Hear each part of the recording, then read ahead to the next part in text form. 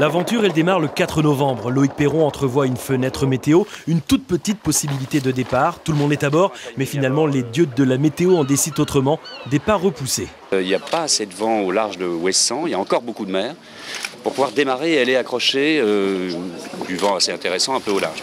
Le 22 novembre, cette fois c'est la bonne. Le trimaran de 40 mètres va s'élancer autour du monde. Record à battre, 48 jours. Dans 3 minutes, on coupe la ligne de départ.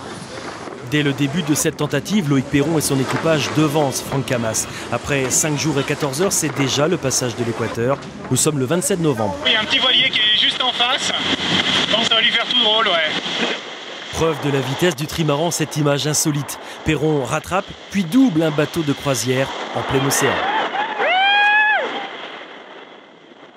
Énorme impression de puissance. Mais qui veut aller loin ménage sa monture. Avant de partir vers l'Est et l'océan Indien, grand ménage à bord.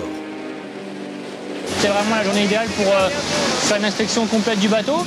La bonne nouvelle, c'est qu'il n'y a rien à signaler, ce qui est vraiment une bonne chose. De la coque au mât à 47 mètres de hauteur, tout va bien.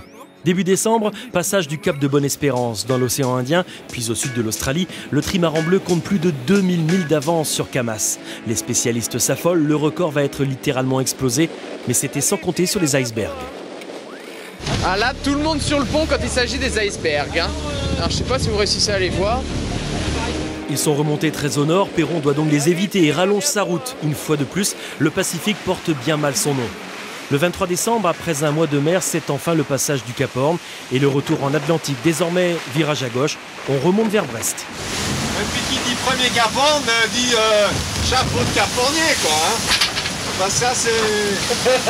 c'est vrai que c'est pas mal. Il est joli, hein. Il est joli, ouais. Un réveillon, un deuxième, 1000 milles d'avance, mais le cadeau du Père Noël n'est pas franchement extraordinaire.